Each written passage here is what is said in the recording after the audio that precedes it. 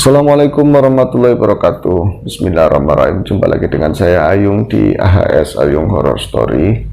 Seperti biasa akan ada satu cerita atau dua cerita mungkin ya yang akan kami sampaikan untuk teman-teman semuanya. Sebelumnya saya minta maaf karena baru hari ini saya bisa hadir di depan teman-teman semuanya, karena memang ada kemarin-kemarin itu ada pekerjaan yang tidak bisa ditinggal atau dibarengi dengan saya bikin video untuk AHS ya, karena memang pekerjaan fisik yang cukup menguras tenaga, menguras waktu, hingga ketika pekerjaan itu selesai saya bersih-bersih, makan, ya tepar begitu kan, iya ya mohon maklum itu untuk itu. Saya nampak juga di channel yang sebelumnya ada video lama saya yang diupload, kemudian banyak yang mencari di mana Mas Ayung berada. Ya, saya nggak di mana-mana, saya di sini, dan di sana juga ada komentar penjawab dan nggak mengatakan saya di sini. Ya monggo silakan. Artinya untuk teman-teman yang mungkin punya sanak kadang, sedulur atau saudara yang nonton ngobrol sebelumnya terus pengen lihat Mas Ayung, lihat saya mau ngapain ya, misalnya mau dengar cerita yang membawakan saya, ya saya ada di sini di AHS. Mohon dikasih tahu saya ada di sini, karena memang saya nggak ada kesempatan untuk pamit-pamit, nggak ada kesempatan untuk kasih tahu saya ada di sini begitu kan, di AHS. Ya sudahlah, yang pasti semoga baik-baik saja. Semoga teman-teman di depan saya yang lagi menonton saya juga dalam keadaan baik, dalam keadaan sehat. Hari ini, siang ini saya habis Jumatan, alamnya cukup terik di luar, walaupun kemarin sempat hujan deras. Hari ini cukup terik, justru anginnya itu kencang sekali. Saya sempat tadi itu ada kontak dengan subscriber ngobrol namanya Mas Fatir dari Semarang.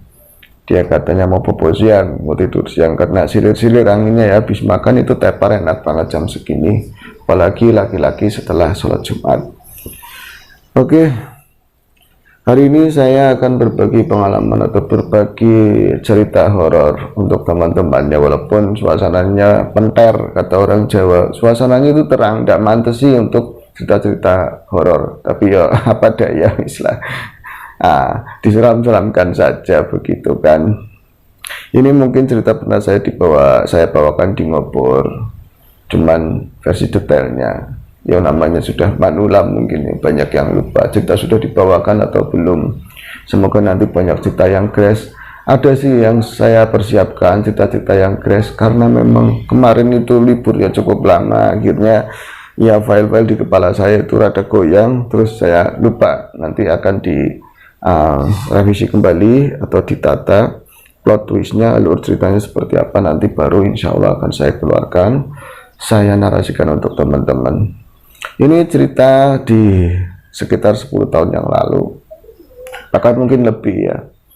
Jadi saya itu pernah merantau. Aduh, kesannya gimana ya namanya merantau. Merantaunya nggak jauh di ibu kota, merantau di Jakarta ya.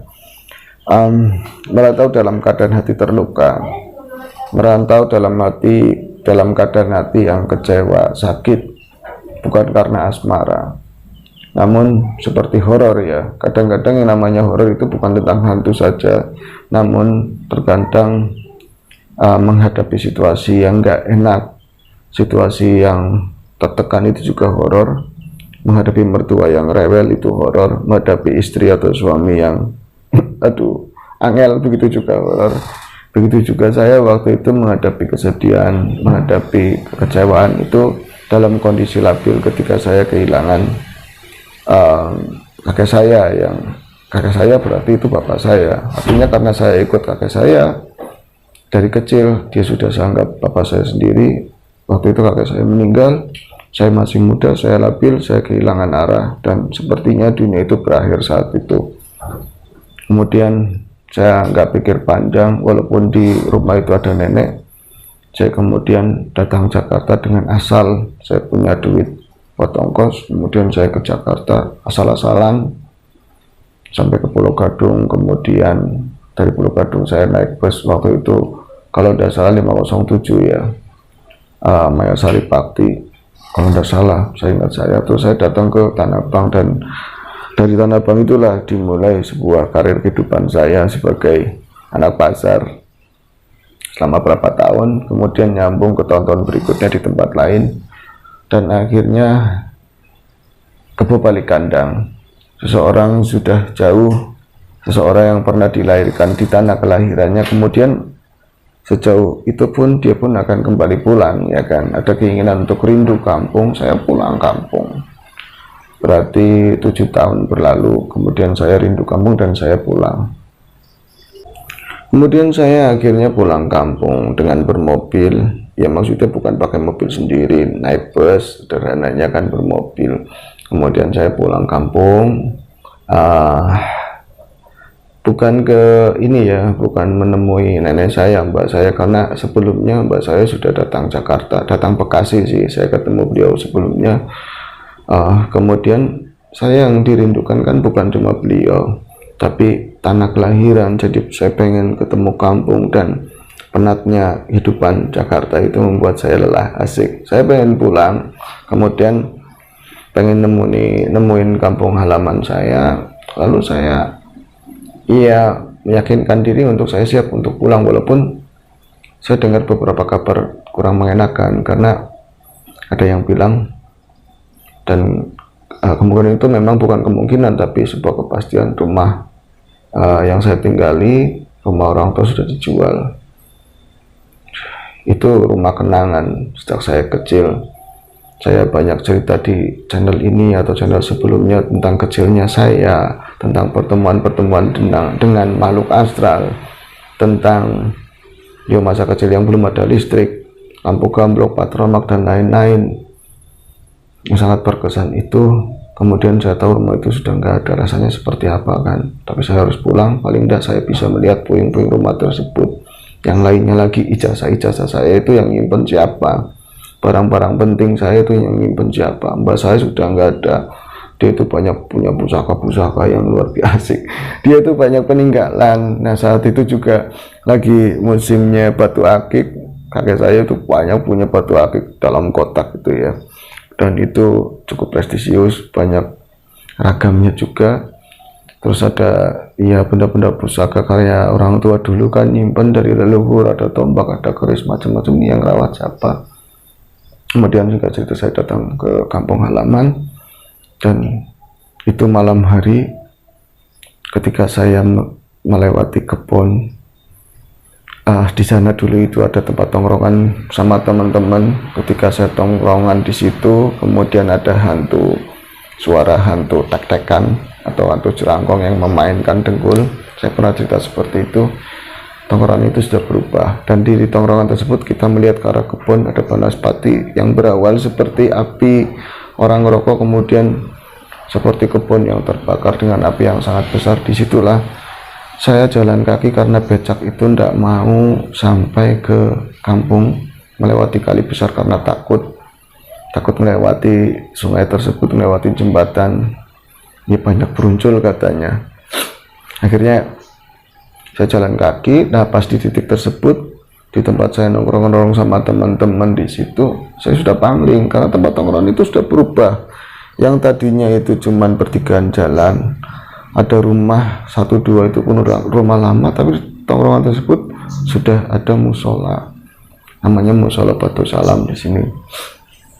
Itu ada musola cukup megah, kecil tapi cantik ya musolanya. Jadi kesan seremnya udah nggak ada.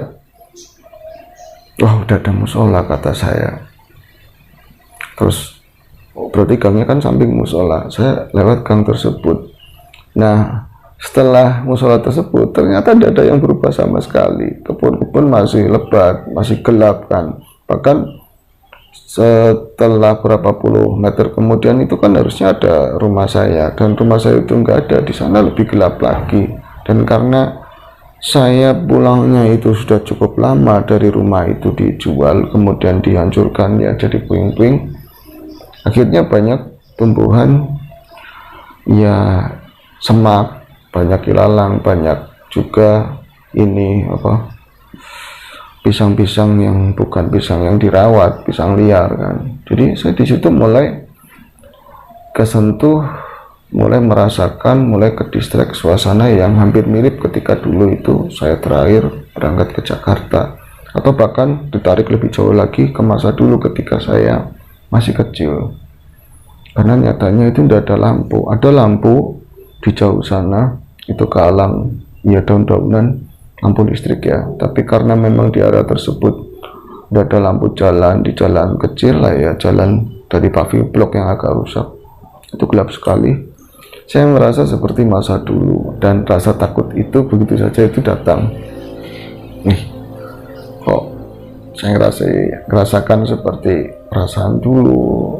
Dulu saya kalau jalan di sini pernah sekali waktu di tikungan di depan itu saya mendengar ada suara ayam. Tadinya itu ayam seperti ayam pitik ya, ayam kecil, kik kik kik kik kik kik gitu kan. Kok ada ayam ya, ayamnya siapa malam-malam itu di bawah pohon kelapa gading. Nah, itu saya ingat itu masa itu. Kemudian ketika saya datang ke sana, saya bukan melihat ayam kecil, bukan pitik lagi, tapi ada ayam babon, berubah jadi ayam babon dan bunyinya kruk kruk kruk kruk seperti ayam babon yang ya habis apa ya, ngangrem, punya pitik-pitik kecil itu, anakan ayam, tapi dia sendiri. Dan yang aneh, ayam itu kalau malam biasanya kan penglihatannya nggak jelas, atau di sini ngomongnya kotok ayam. Jadi istilah tersebut, kenapa ada istilah kotok ayam, karena malam itu dia nggak begitu hebat melihat gitu kan. Namun yang saya lihat, ayam itu aktif dan dia itu gerakan gerak-geriknya justru seperti berkomunikasi dengan saya. Dia ngeledek, jalan ke sana kemari dari satu pohon ke pohon lain di pongkornya ya, terus selalu melihat ke arah saya. Ini lain gitu kan. Kemudian saya waktu itu pulang lagi ke tempat tongkrongan, ada seorang tua di sana yang lebih tua dari saya, kadang-kadang ada yang ikut tongkrongan gitu kan, terus ngomong, wah itu bukan ayam sembarangan, kamu bawain bara. Kalau dia itu takut sama bara, itu kunti, katanya begitu. Kemudian di sana kan lagi ada bakar-bakaran jagung, saya bawa api yang masih ada baraknya itu, wangwa bahasa sininya.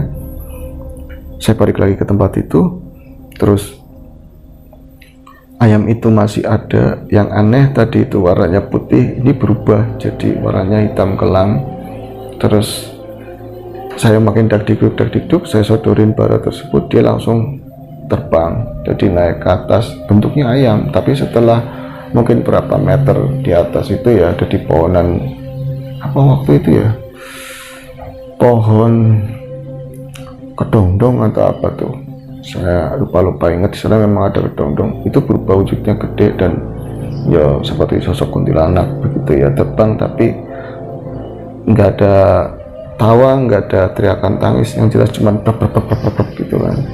Nah wes, saya kembali lagi ke cerita awal. Saya lewat daerah tersebut, ingat saat itu ya agak ngeri-ngeri sedap, cuman kan lebih dewasa, lebih pengalaman saat itu. Kalau bisa ya mendingan ada buat hiburan, jadi kenangan masa dulu itu justru malah ingat, malah benar-benar terasa kan.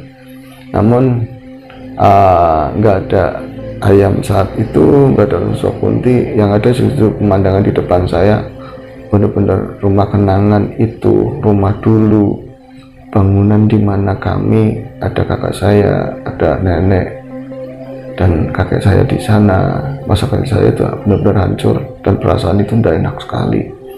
Ada kesedihan teramat sangat, teman saya laki-laki berusaha untuk nggak menangis.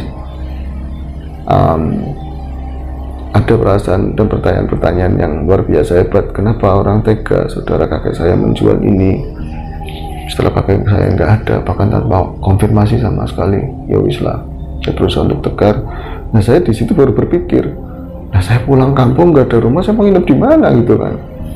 Akhirnya saya sempat berhenti pas di jalan kecil samping rumah. Saya memandang puing-puing yang hampir seluruhnya ketutup sama semak dan pohonan-pohonan ini ya, pohonan pisang. Kalau saya merenung, saya ngitung-ngitung saudara. Kalau ibu saya itu anak tunggal, artinya saya tidak punya saudara. Ada saudara itu saudara jauh dari kakek nenek yang tinggal di situ. Saya hitung-hitung bukan menghitung berapa jumlahnya, saya hitung yang orangnya welcome itu siapa, yang orangnya enakan itu siapa, untuk kemudian paling tidak datang pertama kali, lebih-lebih saya bisa tinggal 1-2 hari di sana. Akhirnya ya wis, ini di rumah adik kakek saya, kayaknya kakek saya katanya sudah ada di rumah berapa tahun, dia pasti sangat welcome ke saya gitu kan. Tapi malam itu saya anulir, tadinya saya ingin datang ke rumah tadi ya saudara, saya balik lagi, nanti saya datang ke sana itu besok pagi aja. Saya cari tongkrongan, kemudian ketemu tongkrongan anak-anak lama yang masih di kampungan saya ya, yang satu lettingan, walaupun hanya 1-2 orang, ngobrol-ngobrol sampai pagi. Terus saya tiduran di Ranggon, ada tempat ya buat ngopi-ngopi lah. Kemudian diajak ke tempat teman saya sampai siang, sekitar sore hari saya baru pulang menuju kampung saya lagi ke tempat tinggal tadi ya. Dan siang itu lebih terpampang jelas betapa rumah saya yang dulu itu tinggal puing-puing, tinggal ya bangunan yang benar-benar dulu saya pel, nggak boleh ada yang kotor-kotor. Kalau misalnya teman-teman main berantakan aja saya ngomong, saya senang yang bersih-bersih gitu kan. Nah saat itu udah berantakan semuanya, ada beberapa genteng-genteng yang pecah, wis sedih kan. Ketika saya ada saudara yang berarti sepupunya mama ya, itu melihat saya pulang, dia langsung histeris teriak, ayo pulang. Dia langsung ngomong, ijazah kamu sama saya, kulkasnya kamu sama saya, terus sofa itu sama ini, baju kamu dipakai sama tetangga ini. Ya saya enggak apa-apa, saya cuma mau nanya ini, Lik, saya bilang, saya cuma mau nanya ijazah saya di mana, kalau ijazah ada ya sudah. Oh, ijazah sama saya. Terus yang agamanya Mbah di mana? Oh, saya nggak tahu. Ya wis kan. Nah kemudian saya bukan ke saudara yang itu, saya ke adiknya kakek. Ketemu saya tuh dia senang banget, dan waktu itu ngobrol-ngobrol, karena dia itu tinggalnya di belakang, rumah besar ya, tinggalnya di belakang dekat kandang kambing. Dia tuh kalau ngomong bahasa Indonesia terus, karena lama sekali di Jakarta, itu senang banget katanya. Aduh, girang banget gua girang banget ada ponakan datang, padahal ponakan cucu ya, ketemunya cucu, tapi dia ngomong ponakan datang. Lu datang kemari, udah lama banget kita nggak ketemu, pokoknya besok kita korok kambing, kita pesta, katanya dia seperti itu. Terus dia ceritain macam-macam hal, termasuk saya udah lama, ada berapa tahun di kampung, di samping itu saya punya jambu bangkok besar-besar sekali katanya.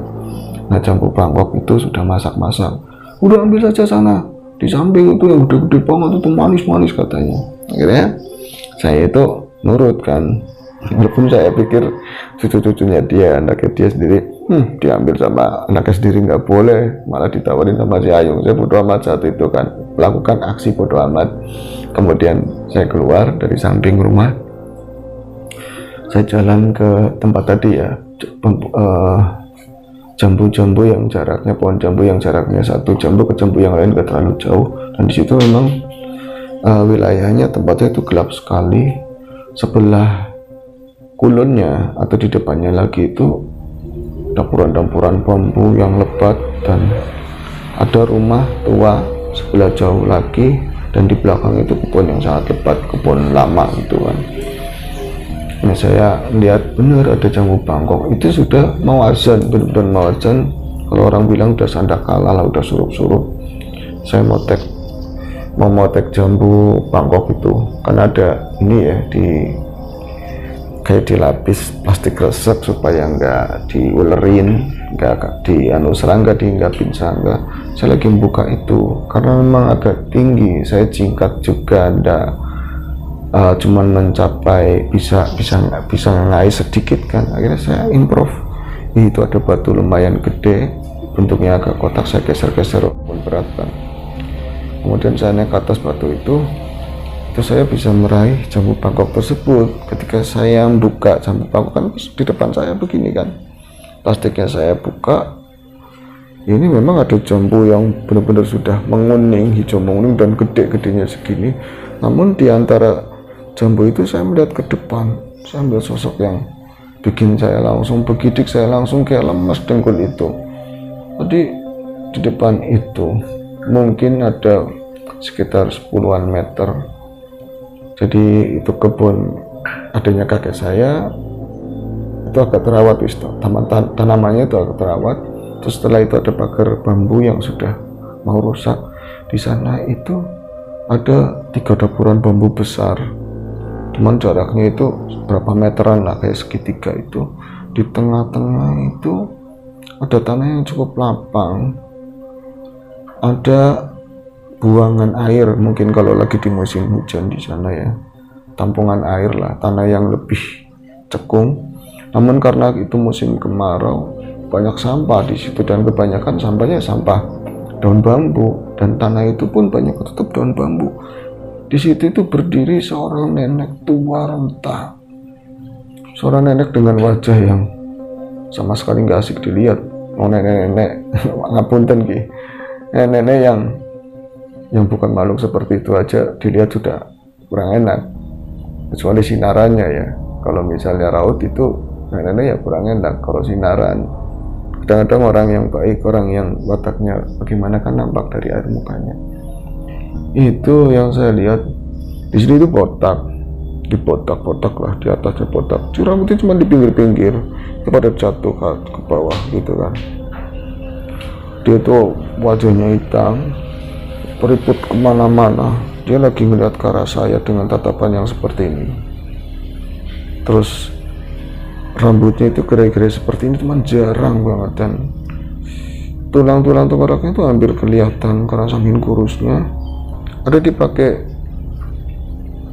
kutang, cuman kutang orang dulu yang ada sakunya itu dipakai sebelah, yang sebelah itu kayak asal nyangkol, dan dia itu nggak menyangka apapun karena nggak ada isinya lagi kan.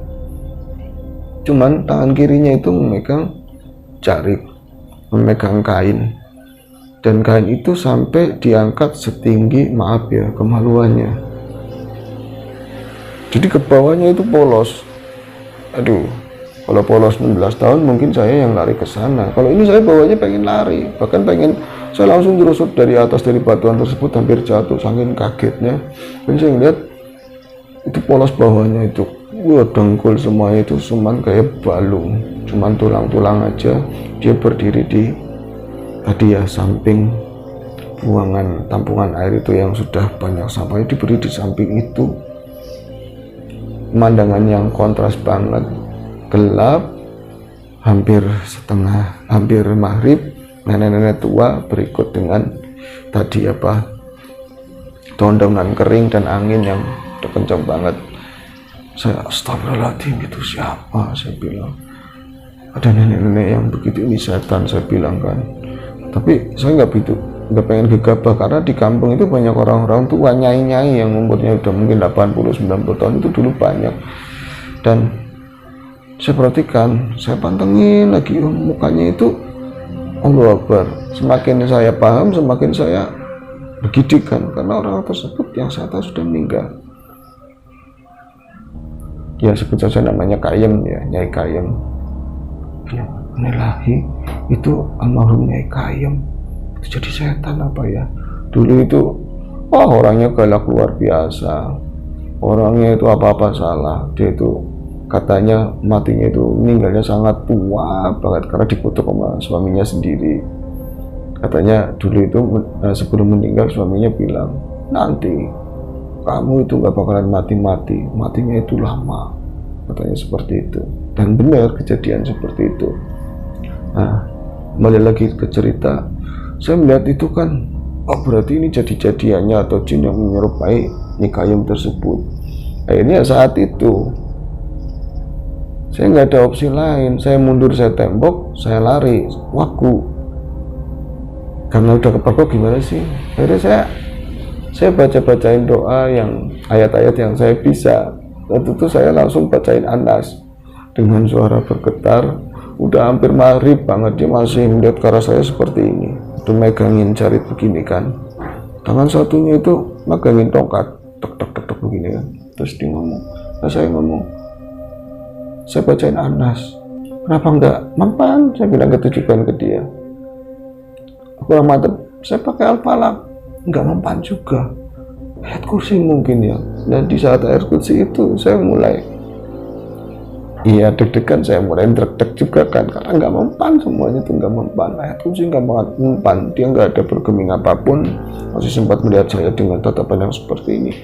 Makin serem dan mendekati maghrib, akhirnya saya itu bacain sholawat juga, dia nggak mempan, kemudian dia itu ada gerakan itu langsung seret, kayak tongkatnya itu diangkat dan ke arah saya seperti itu. Saya nggak ada kesempatan yang lain, nggak ada cara yang lain kecuali saya mundur teratur, saya pelan-pelan, bahkan hampir jatuh, saya balik lagi masuk dalam rumah. Nah itu hampir papasan sama ya adanya nenek saya, tapi yang perempuan. Mau umpan wudhu, ada orang mau wudhu, kamu jalan nubruk-nubruk, kenapa sih? Pas saya udah bau jambu. Astagfirullahaladzim, saya ngeliat setan. Setan siapa? Emang anak setan? Itu setan nyanyi kayem. Di mana setan nyikayem? Itu di kebun. Nyikayem siapa? Nyikayem setan gimana? Iya, nyikayem jadi setan, saya bilang gitu. Nyikayem jadi setan apa? Dia masih hidup. Allah Akbar, masih hidup, Pak. Ini kayak masih hidup, setan gimana sih? Itu masih hidup. Emang kayak gitu kalau sore-sore kadang-kadang jam berapa itu di sana dia itu buang air di sana sambil berdiri karena nggak bisa jongkok lagi. Waduh, ya saya udah terlanjur takut, tapi ya ada ketawanya. Akhirnya yang lain ya, anak-anak pada ketawa semua, anak-anak nyawa saya pada ketawa semua. Lu baru melihat kayak gitu aja takutan, kata dia seperti itu. Ya kadang-kadang kan takut itu bukan karena yang gimana situasinya pas. Sore hampir maghrib, suasananya seperti itu, nenek tua dengan model seperti itu pas banget. Kalau manusia itu nggak pantas. Dan singkat cerita, setelah saya berapa hari di rumah, terus saya nyari barang-barang yang saya ingin temui dan udah ketemu, akhirnya saya berangkat ke Jakarta lagi, dan setelah berapa tahun masih hidup juga nyatanya, dan sekarang sudah meninggal. Itu saja cerita dari saya mengawali perjumpaan kita yang kesekian, yang hari ini sudah lama saya tidak tampil di AHS. Semoga cerita ini menghibur, walaupun mungkin sudah pernah ya teman-teman. Ya, saya mohon maaf atas mungkin kata-kata saya yang kurang berkenan, dan insya Allah saya nggak bisa janji untuk konsisten di AHS, tapi ada luang waktu saya akan bercerita untuk teman-teman. Untuk yang lain-lain nilai saja sendiri kenapa dan mengapanya. Ya, saya balikin ke teman-teman semuanya. Itu saja. Assalamualaikum warahmatullahi wabarakatuh.